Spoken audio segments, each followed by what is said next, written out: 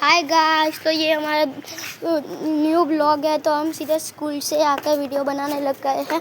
तो आज पार्सर बोल रहा है कि वो कोई भी बॉल डालेगा और मैं बैटिंग करूँगा आज हमारी पिच कुछ यहाँ दिखा देते हैं। ये लाइन है, पिच देख लो आप पहले।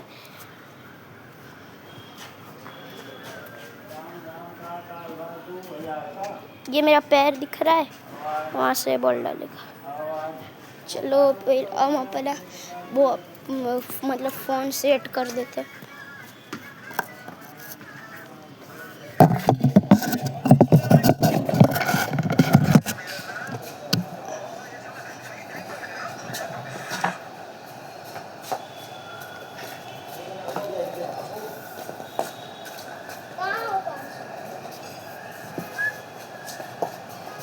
तो गाइस अभी मैं आई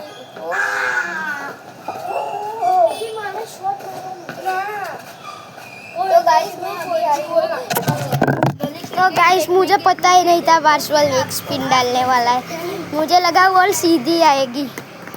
तो अब bye guys, thanks for watching and please support me channel. Bye bye guys.